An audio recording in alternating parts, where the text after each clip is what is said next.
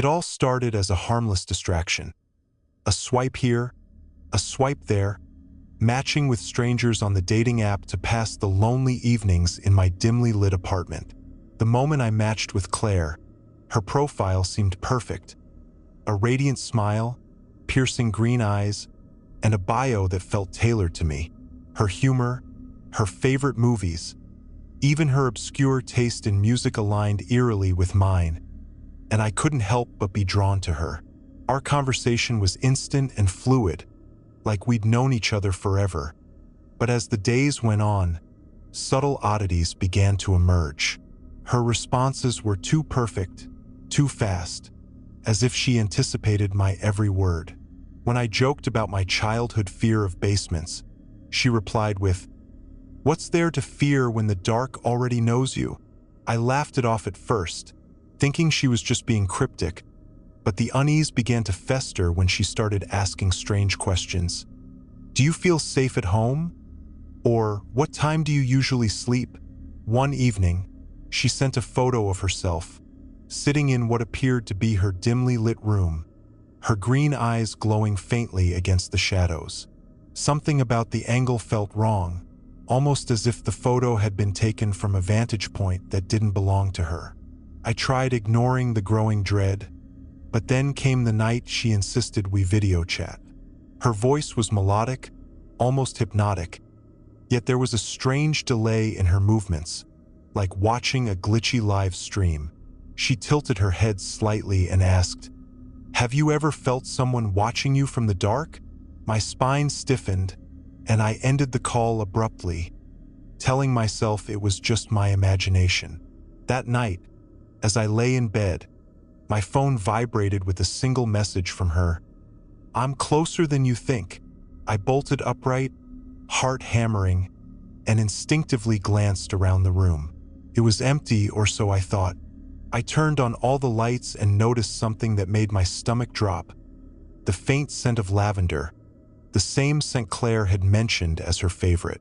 Panic-stricken, I checked the app, only to find her profile gone, as if she'd never existed.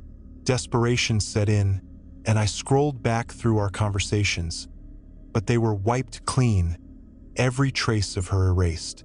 The only evidence was the eerie photo she'd sent, which now revealed something I hadn't noticed before. A shadowy figure standing in the corner behind her. My breath hitched as I realized the layout of her room was identical to mine. Suddenly, a soft creak echoed from the hallway outside my bedroom door. My pulse thundered as I reached for my phone to call for help, but the screen lit up with a message. "You shouldn't have swiped right."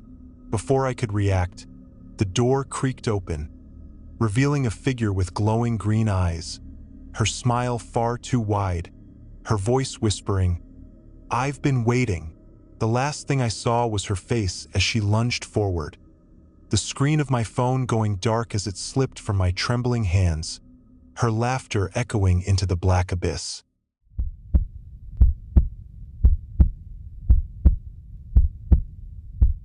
I joined the dating app out of boredom, not expecting much beyond a few awkward chats and meaningless conversations. But when I matched with Lila, everything changed. Her profile was simple. No overly filtered photos, no pretentious bio, just a single picture of her standing in a field at dusk, her face half obscured by shadows, with the caption, "Looking for someone who understands." There was something captivating, almost magnetic about her. And when she messaged me first with, "Do you believe in fate?" I felt an odd pull, like I had no choice but to reply. From the beginning, our conversations felt different. She never asked the typical questions like where I worked or what I did for fun. Instead, she'd ask strange, unsettling things. "Have you ever woken up to see someone staring at you?" Or, "Do you ever feel like you're being followed?" Her words always left me uneasy, but I couldn't stop talking to her. When I asked about her life, she dodged my questions, saying cryptic things like, "It doesn't matter where I've been, it's where I'm going that counts." One night, she sent me a location pinned on a map with the message, "Come find me." I stared at the glowing red pin for hours, debating whether this was insane or just some elaborate prank, but my curiosity won out. The address was for an abandoned house on the outskirts of town, a crumbling relic of another era surrounded by dense woods.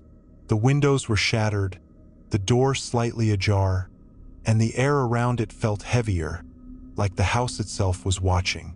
My phone buzzed as I stood frozen in the driveway. It was a message from Lila. "You're almost here." My stomach turned, but I convinced myself it was just nerves and stepped inside. The floor creaked beneath my feet as I called out her name, the sound swallowed by an oppressive silence. Then I saw it. A single lit candle sitting on the floor in the middle of the otherwise pitch-black room, with my profile picture printed on a piece of paper pinned to the wall above it. My pulse quickened as I approached, and that's when I noticed the scratches carved into the wooden floor around the candle. Dozens of jagged marks that looked like tally marks, as if someone or something had been keeping track of something sinister. My phone buzzed again. "Do you feel it yet?" My blood ran cold as I realized I hadn't told Lila I'd arrived. I spun around, scanning the darkness, but there was no one there. My instincts screamed at me to leave, but I couldn't. Something deeper than curiosity, a primal urge I couldn't explain, kept me rooted to the spot. Then I heard it, a faint, wet whisper, coming from behind me, the words slithering into my ears. "You've always been mine." I turned, but the candle had gone out, plunging the room into complete darkness. My phone buzzed again, the light from the screen illuminating the room just enough for me to see her standing in the corner. Her face shrouded in shadows, her mouth unnaturally wide, her eyes empty voids that seemed to pull me in. My phone slipped from my hand as she moved toward me, her steps slow but deliberate, her form flickering like a glitching video. I backed away, but the air seemed to thicken, choking me, holding me in place. Her voice echoed all around me now, overlapping in layers, whispering and screaming at once. "You're mine. You've always been mine." The last thing I remember was her reaching out, her fingers impossibly long and cold as they brushed my face, pulling me into an endless darkness. When I woke up, I was back in my apartment, but something was wrong. My phone was on the floor, the screen shattered, and the dating app was gone. In its place was a single text message from an unknown number. "See you soon. My reflection in the mirror hasn't been right since." My face flickers, and sometimes, late at night, I can see her standing behind me, smiling, waiting.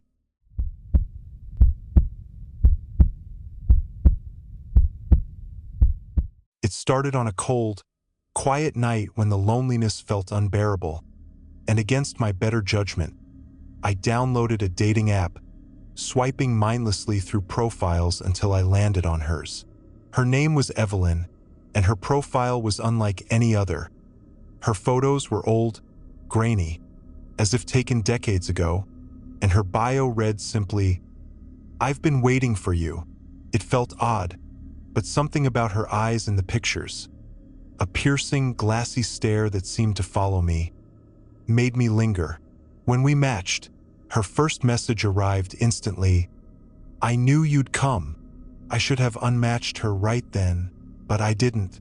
Instead, I replied with a cautious hello, and her responses came so quickly it was as though she had been typing them before I even sent my messages. Her questions were peculiar, unsettling even, skipping the small talk entirely. "What are you most afraid of? Do you believe in the afterlife? What would you do if you couldn't leave?" I brushed it off as quirky, trying to keep the conversation light, but her replies grew darker and more intrusive. She seemed to know things about me I hadn't told her, commenting on the books on my shelf, the creak in my apartment floorboards, and even my nightly routine. The unease turned to dread when she sent me a photo. It was my bedroom, dimly lit, with the curtains drawn just as they were now. My heart dropped. I hadn't given her my address, and no one else had access to my place. I locked my door, double-checked the windows, and demanded to know how she'd taken the picture. Her reply chilled me to my core. "I'm already here." Every hair on my body stood on end as I searched the apartment, clutching a kitchen knife with trembling hands. But there was no one. That night, I didn't sleep. My phone buzzed intermittently with messages from her.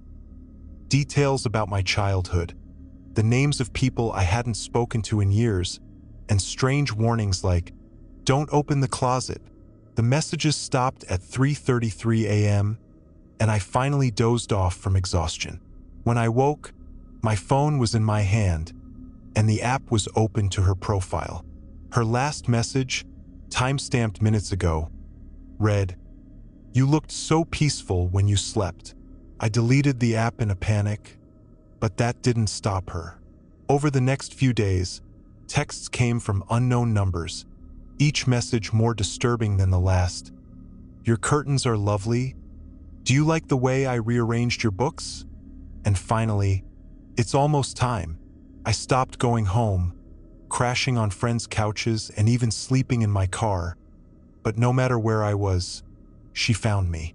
Photos of me sleeping, recordings of me breathing, always accompanied by that same phrase, "It's almost time." I went to the police, but they dismissed it as a prank, saying there was no evidence of a break-in and that the photos could have been staged. Desperate, I confronted the app's support team, demanding to know who Evelyn was, but they claimed her profile didn't exist. I even tried reinstalling the app, but when I searched for her, I found nothing. The only profile that showed up was my own, except the photos were wrong. They were of me, but taken from angles that didn't make sense, like someone had been watching me from the shadows. My bio had been changed to read, "I'm waiting for you now." And then last night, it all came to a head.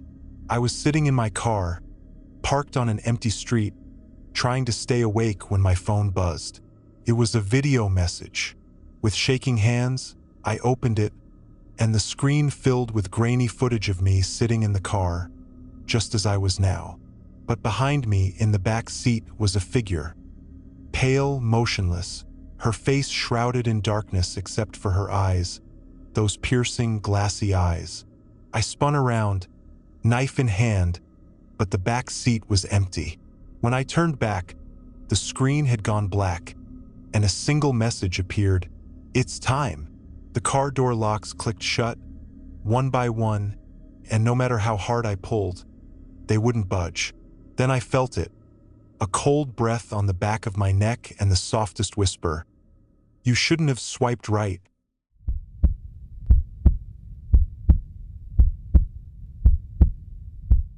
I never took online dating seriously, but when I was feeling low one night, I decided to give it a try, just to see what it was like. I downloaded the app, swiped through profiles, and soon enough, I matched with Nina, a striking woman with deep, unsettling eyes. Her profile picture was grainy, almost like it had been taken with an old camera, and she had a caption that simply said, "I'll find you." At first, I laughed it off as some kind of edgy, mysterious attempt at humor, but as our conversation unfolded, I felt an odd sense of discomfort. Nina's messages came fast and precise, her words blunt, almost too honest. "You're lonely, aren't you? You've been looking for someone to fill the silence." I had to admit it was true. I didn't want to appear vulnerable, but she was spot on. We talked for hours, the chat moving from casual to intimate in a way that felt oddly natural. She said things that felt like they came from the deepest parts of me, as though she had known me for years.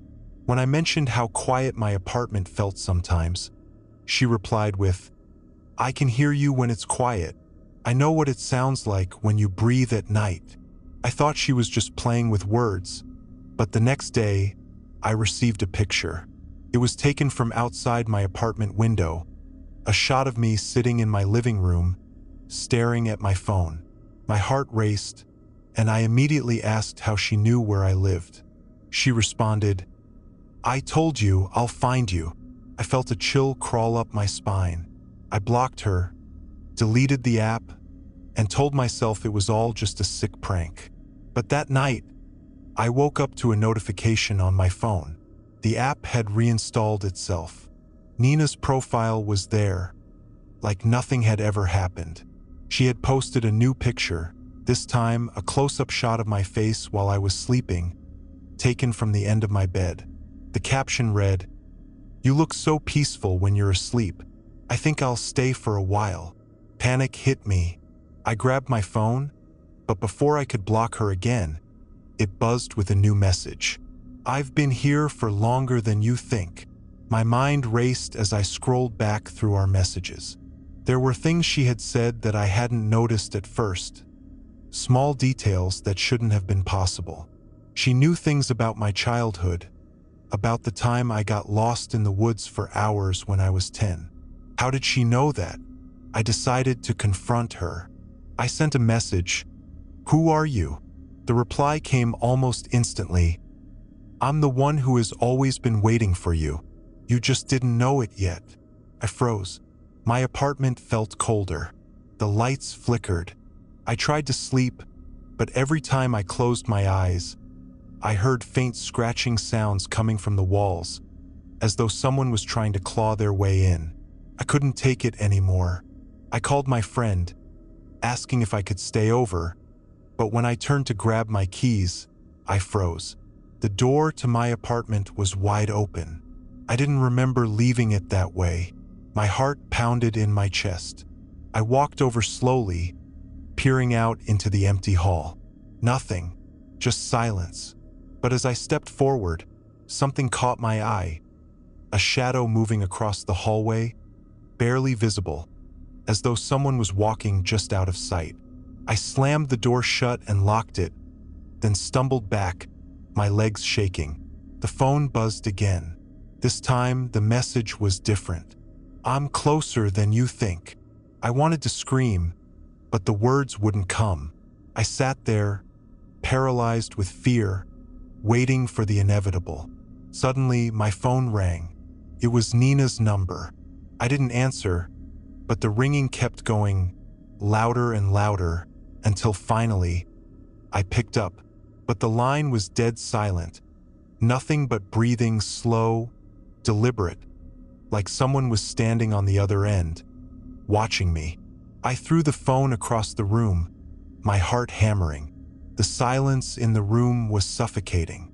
It felt like something was watching me, waiting for me to make a move. Then a knock at the door. Soft, deliberate. Knock, knock, knock. I couldn't move. I felt rooted to the spot. The knock came again. Knock, knock, knock. And then a voice from the other side. "I know you're in there." It was Nina's voice. But how could she be here? How did she know where I lived? My hands trembled as I picked up my phone again. The app had opened on its own. The last message from Nina was there. "I'm here." The screen flickered, and her face appeared on the display. But it wasn't a photo this time. It was a live video showing me standing in my apartment, just as I was, with a figure in the corner of the room. Nina standing motionless, her eyes dark and hollow. I dropped the phone and ran to the door, but as I reached for the handle, I felt a cold hand grip my wrist from behind.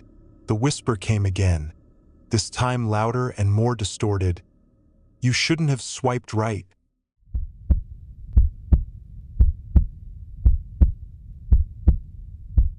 It was just supposed to be a casual thing, you know?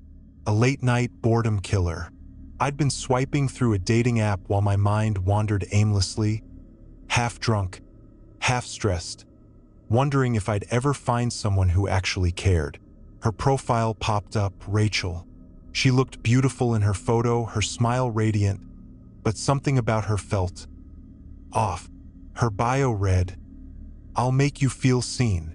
That seemed strange to me at first, a little too deep for an app that was all about surface-level connections. But I shrugged it off. I swiped right. She responded almost instantly with, "I've been waiting for you." I thought it was a clever line, maybe a bit weird, but who cares, right? I was just looking for something to pass the time. We started talking, and at first it was all typical stuff, what we did for work, hobbies, casual pleasantries. But Rachel's responses became oddly fast, almost as if she was expecting me to say exactly what I said before I said it. It was as if she already knew. She began asking questions that went deeper than I was comfortable with. What do you really want? What are you hiding from? What's your biggest regret? I gave short answers, not wanting to share too much, but she insisted on digging deeper, and with every message, I felt like I was under some kind of spell. But it was late, and I was tired, so I ignored the unease growing in the pit of my stomach and kept talking. Then, she said something that sent a chill down my spine. I see you. I've always seen you. My hands froze over the screen. What the hell? I thought. I replied with, what do you mean by that?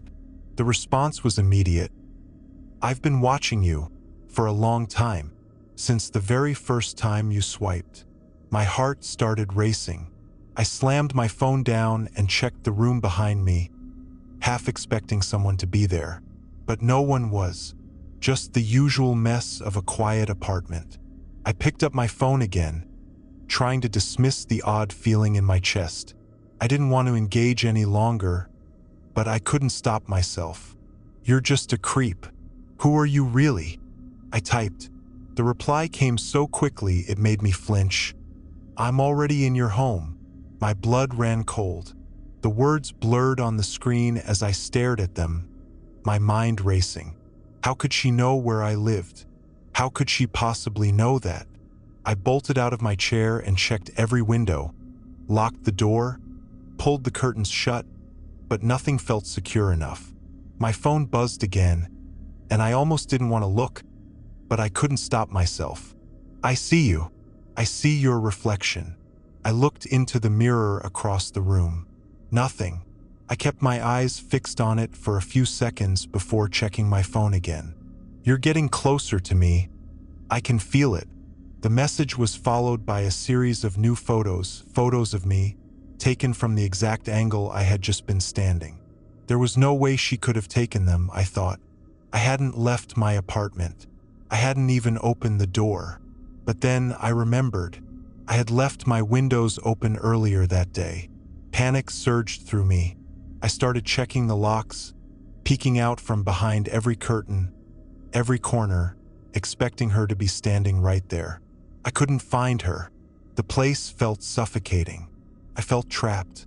My phone buzzed again, and this time it was a video. The screen flickered before it played. The video was taken from my own living room, showing me sitting on the couch, looking lost in thought, the way I must have appeared just a few minutes ago. But I never remembered seeing anyone in the room. I tried to turn off the video, but it wouldn't stop.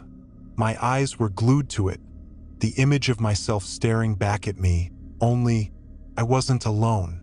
In the far corner of the room, in the shadows, there was a figure standing. A woman. She was staring directly at me with those same eyes Rachel had in her profile. I froze. I could feel my chest tightening. This isn't real, I thought. This isn't happening. But the figure in the video moved, slowly, deliberately. It was as if she was creeping closer to me, step by step. I screamed and turned, but my apartment was empty. Still, I couldn't shake the feeling that someone was watching me. The phone buzzed again. I'm right behind you. My body went stiff. My reflection in the window was there, clear as day, but in the corner, just beyond the glass, stood the figure of a woman. Her face pressed up against the window, eyes wide open. I spun around, and there she was, standing in the doorway of my bedroom.